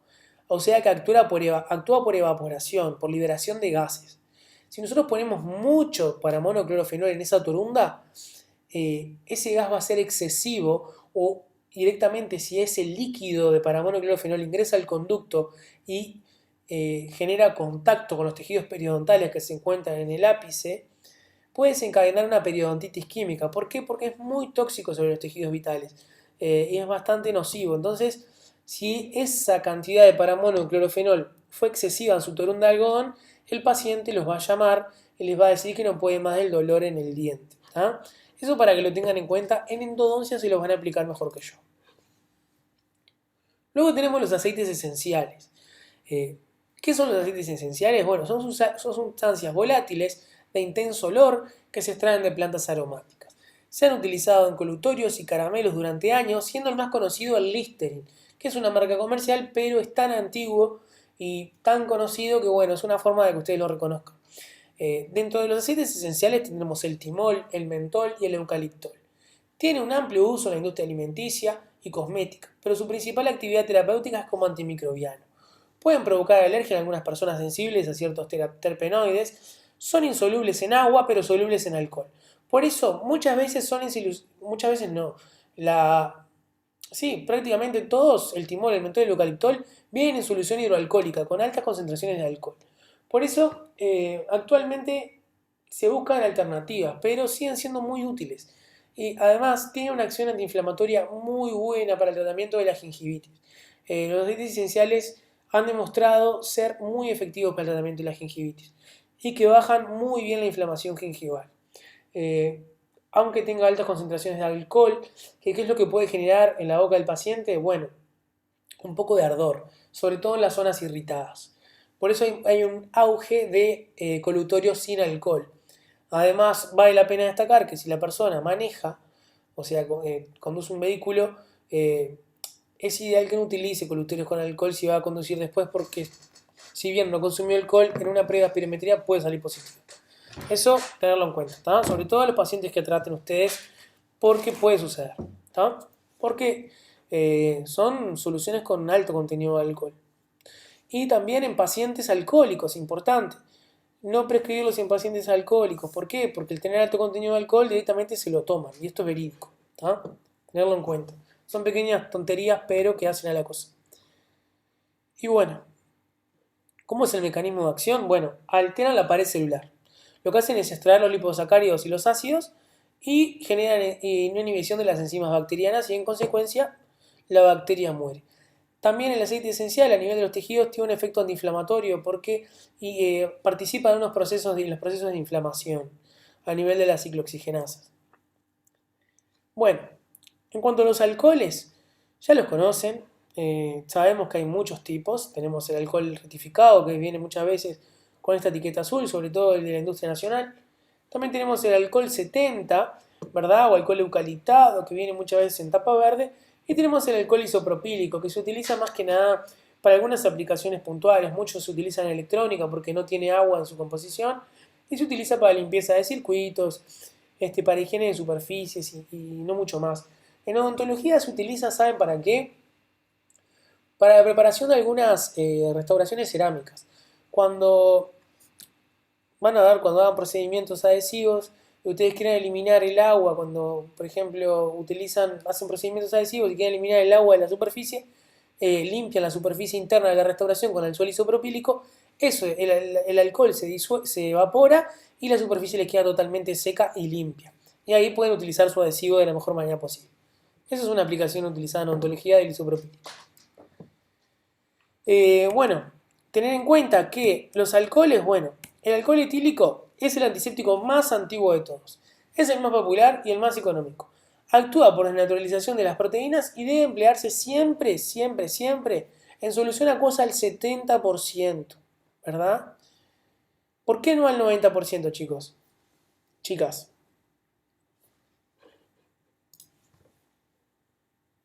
Ya lo deben de saber en microbiología. ¿Saben qué sucede si utilizamos al 90% y no al 70%?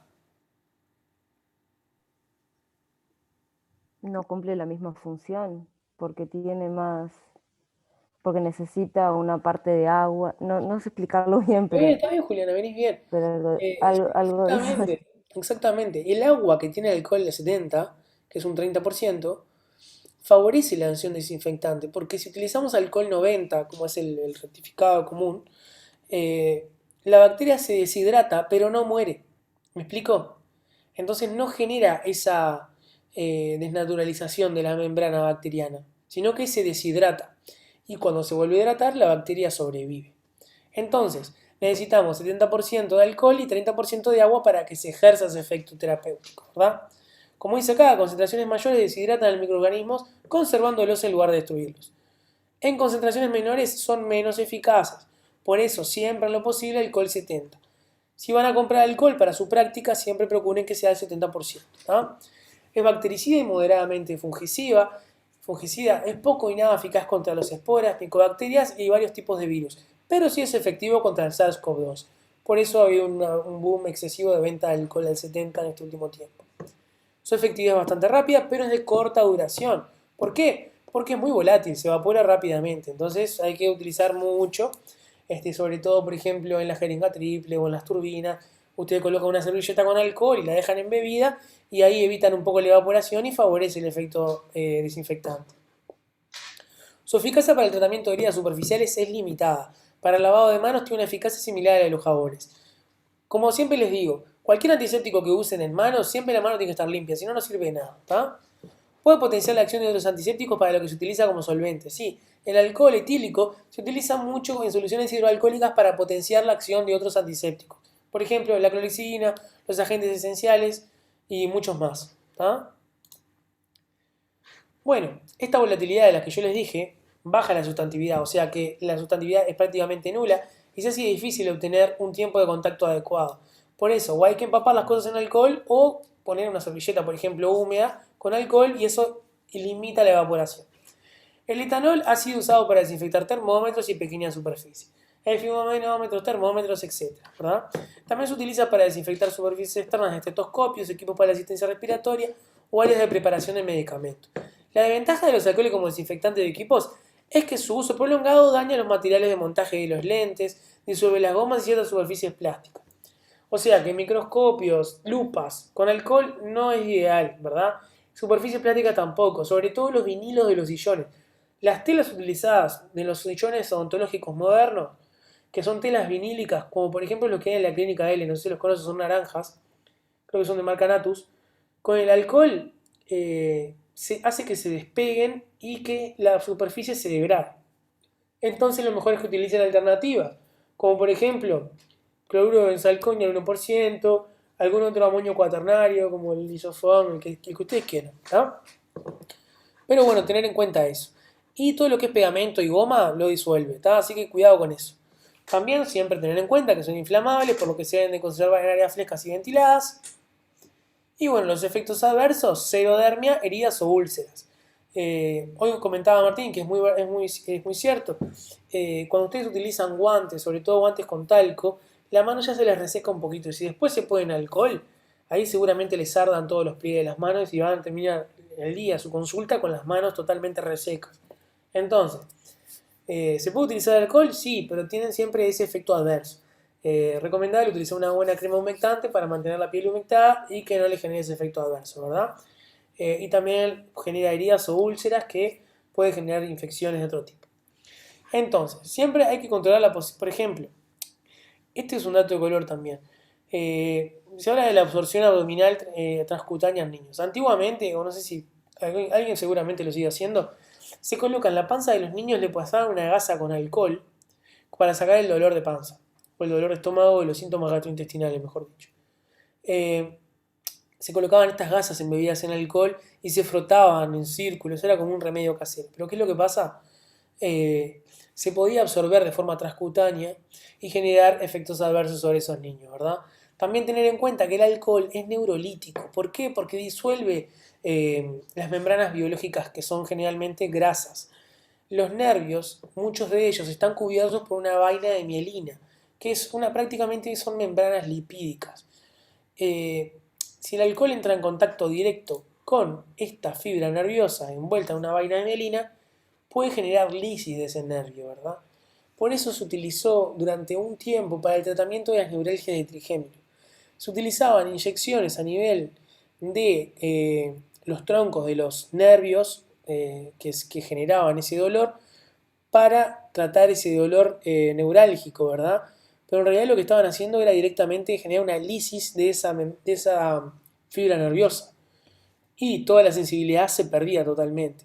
La del dolor, la térmica, la analgésica, la propioceptiva, la mecánica, toda. Entonces terminó siendo más un dolor de cabeza que una solución al dolor primario. Bueno, entonces, bueno, importante. ¿Por qué? ¿Por qué le decimos esto también que es neurolítico? Porque puede haber, o están descritos en algunas situaciones, en donde las agujas o los cartuchos de anestesia se sumergían directamente en alcohol. Las agujas vienen en su contenido estériles, vienen selladas. Y los cartuchos de anestesia deben ser conservados o almacenados en cajas de metal o cajas plásticas con gasas humedecidas en alcohol, pero nunca sumergidos. ¿Tá?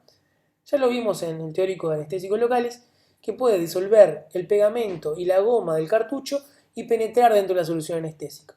Y las agujas, si se están empapadas en alcohol, pueden llegar a tener contacto con la fibra nerviosa y generar este efecto neurolítico. ¿Tá? Entonces esas son pequeñas precauciones que hay que tener. Bueno, a diferencia del hipoclorito, la disolución del alcohol es diferente a la que les expliqué hoy. Si ustedes querían bajar la concentración de un 10 a un 5, tenían que utilizar partes iguales de solución madre y de agua destilada, ¿verdad? El alcohol es diferente. ¿Por qué? Porque el alcohol sufre de algo llamado contracción volumétrica.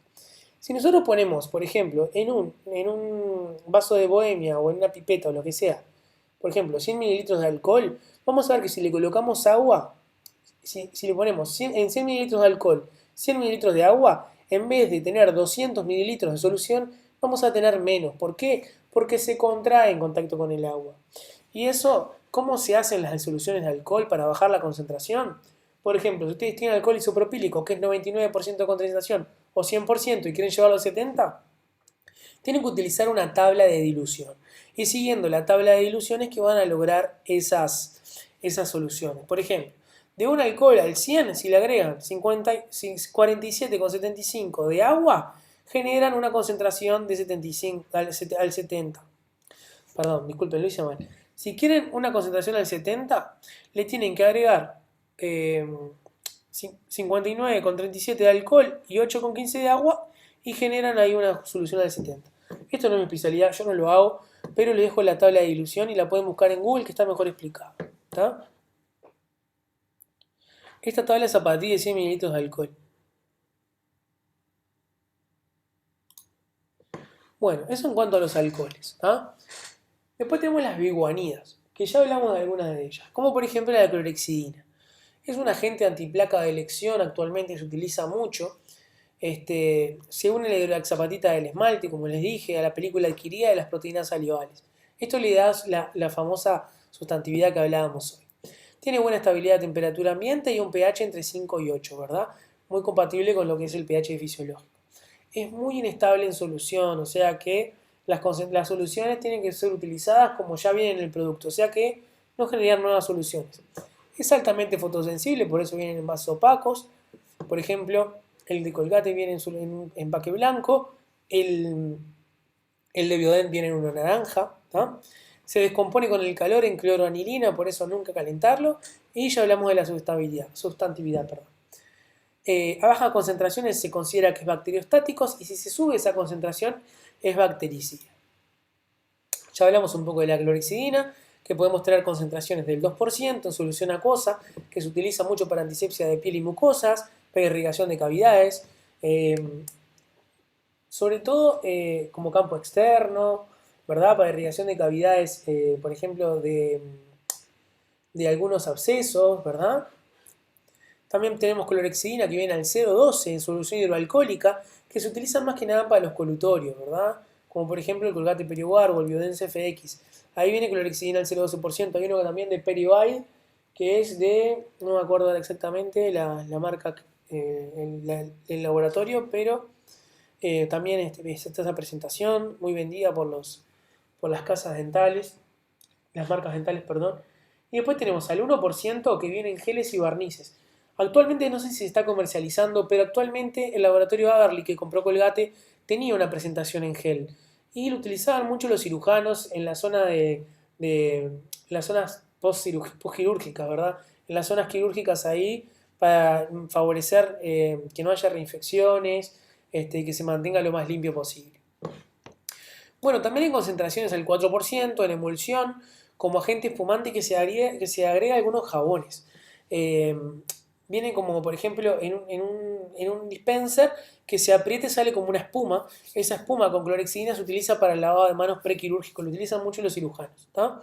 Y también había algunas películas, que era el clorexidina film, que era para desinfección de quemaduras leves, pequeñas heridas superficiales, grietas y rosaduras. También venían toallas de higiene para manos. Este film es como un papel film, pero tiene clorexidina en su composición y es permeable, o sea que permite que la piel respire, por así decirlo. Y se utilizaba más que nada para quemaduras leves. Y bueno, en toalla para higiene de manos también viene presente. Bueno, en el embarazo no hay muchos estudios bien controlados, pero los estudios de reproducción en animales no han demostrado riesgo para el feto, por lo tanto se considera de categoría B para el embarazo. Raramente produce irritación, dermatitis o fotosensibilidad. En el oído medio puede provocar sordera. Estos son estudios sobre animales. Hay casos descritos de hemólisis tras la ingestión accidental de clorexidina. Bueno, debe evitarse el empleo simultáneo o sucesivo de antisépticos, como decíamos hoy, también de los desinfectantes, salvo con otros compuestos catiónicos. O sea, que la clorexidina puede utilizarse en conjunción con compuestos catiónicos, si no, se va a anular por electronegatividad. No debe usarse en combinación y después de la aplicación de jabones aniónicos como el yodo, sales de metales pesados y ácidos, porque por lo que les dije, por electronegatividad se van a anular los efectos de ambos, ¿verdad? Su actividad antiséptica es parcialmente inhibida por productos orgánicos y por fosfolípidos. O sea, que si tenemos materia orgánica, ya sea pus o lo que sea, siempre tenemos que hacer un correcto debridamiento o drenaje para utilizar ese antiséptico en lo posible, ¿verdad? Sobre todo cuando hacemos lavajes.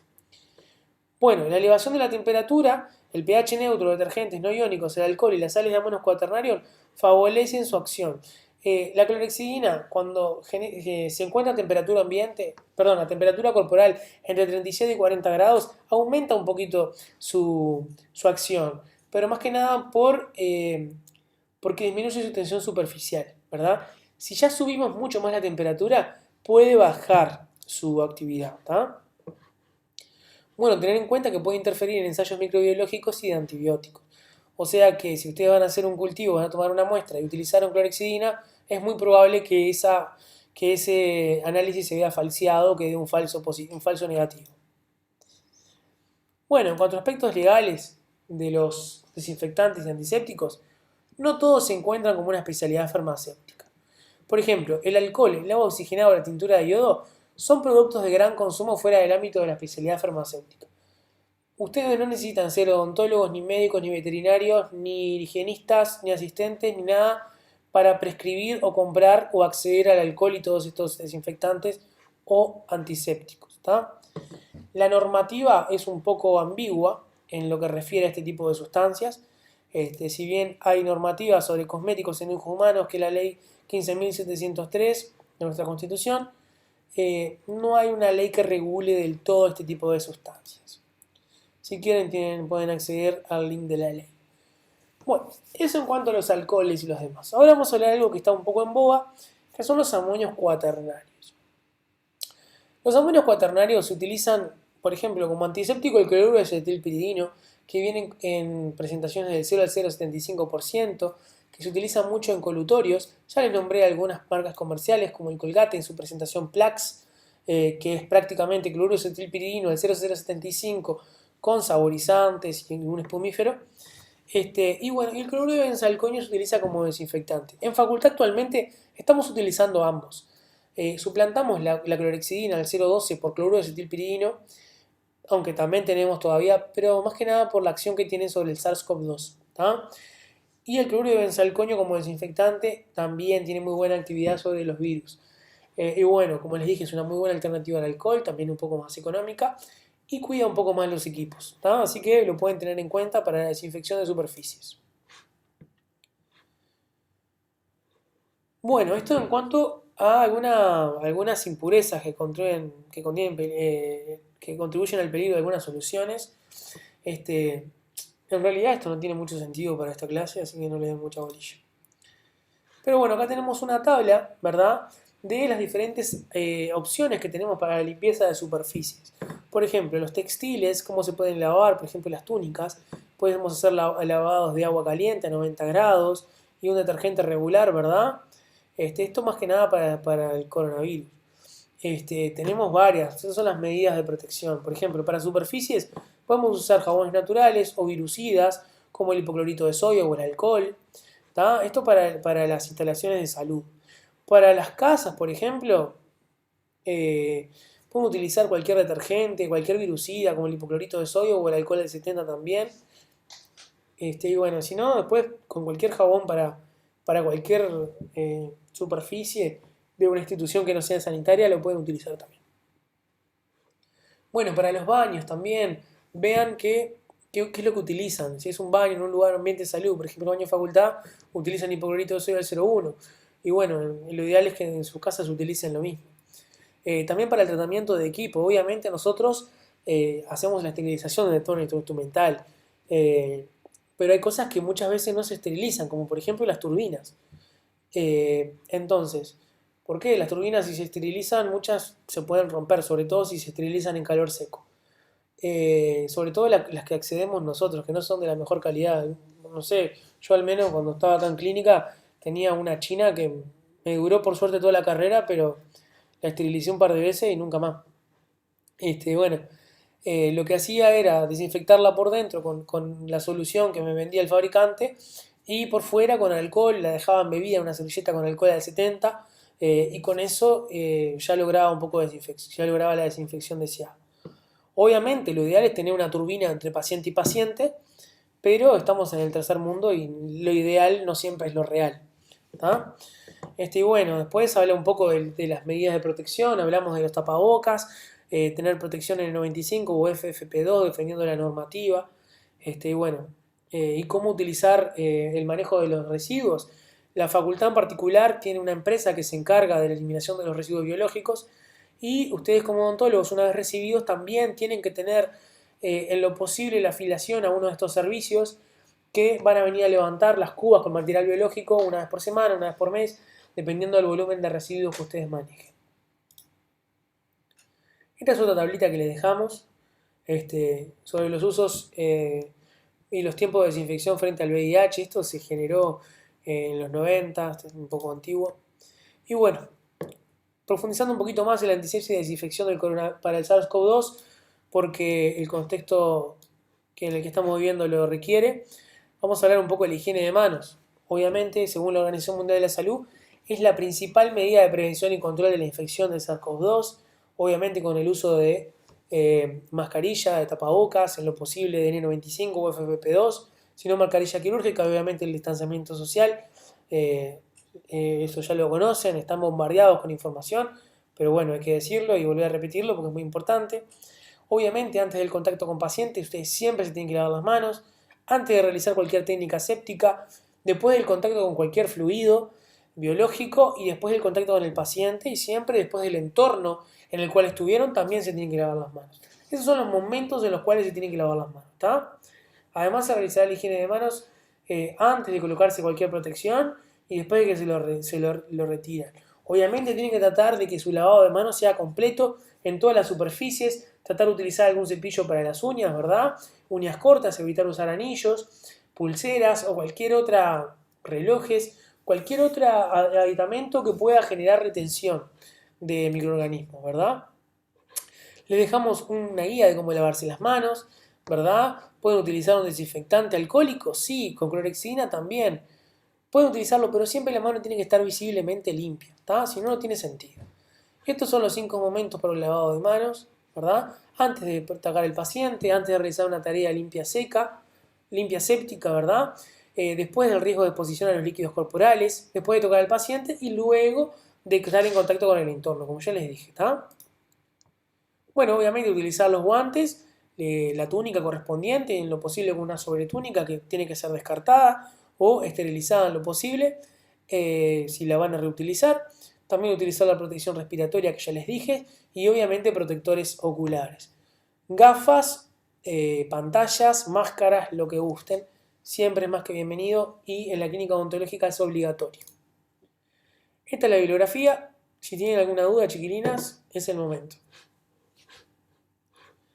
Fue un poco rápido, pero era un poco largo el teórico. No, pero estuvo muy claro. Bueno, muchas gracias. No sé si tienen alguna duda o algo, lo vemos ahora.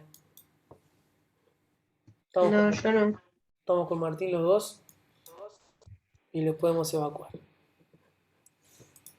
No sé, Martín, si vos les querías comentar algo del teórico o alguna información extra. Un Nacho, estuvo impecable. Bueno, cualquier duda que surja luego del teórico nos pueden escribir a Eva, a cualquiera de los tres, y se las podemos responder sin problema. ¿Está? Y bueno, si no hay dudas, nos vemos la próxima. Ya van a volver a clases normales con Camila. Bueno, muchas gracias. Buenas noches. Gracias a ustedes, que Chao, pasen. Gracias. gracias. Chau, chau. Chao. Ahora. Chao.